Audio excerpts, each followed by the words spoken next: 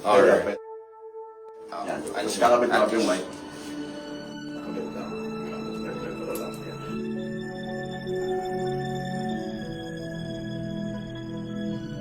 When I made this decision, it was never easy.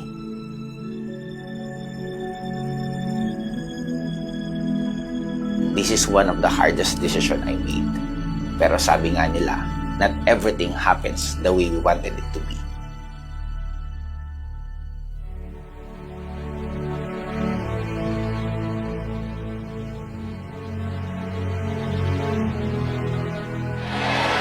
Babalikan po natin to pagdating ng oras at isa lang masasabi mo, buti na lang.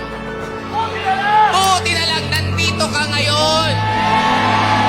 But if you close your eyes, does it almost feel like nothing changed at all?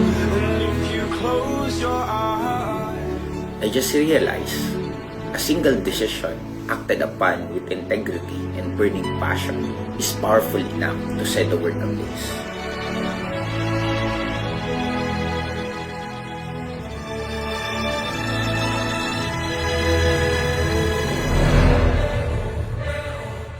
Isa lang ang magpapangako ko po sa bawat individual. Kung napalaki ko nga ang grupo ko sa former company ko, ano pa kaya itong kumpanyang meron dito? Ang tanong, sasabay po ba kayo? Ang naniniwala na yayaman sa sentra tumayo! Kahit hindi madali, but it needs to be done. So here we are, at the start of what I believe is my true purpose.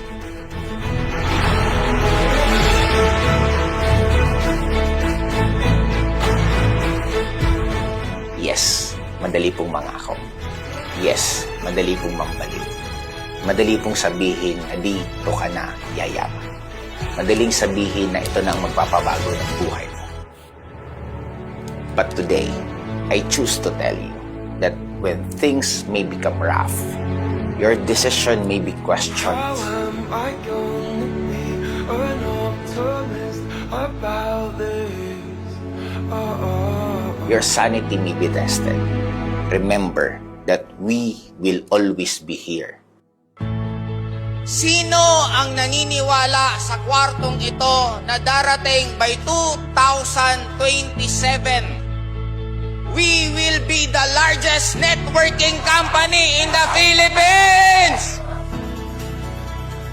We will stand firm with you.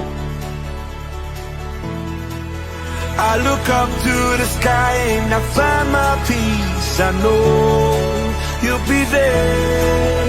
So We will put our names at stake. Kahit anong mangyari, sasamahan namin kayo hanggang dulo. to the end of time, make me feel safe. Oh, I just need you next to me. Starlight, won't you lead the way down this river? Keep me afloat, keep me afloat. Hanggang gusto nyong lumaban, sasabayan po namin kayo. Dadamayan namin kayo hanggang sa makakaya namin, walang hihinto, walang titigil. Keep me afloat, keep me afloat. Together, we will ascend. Pangako yan.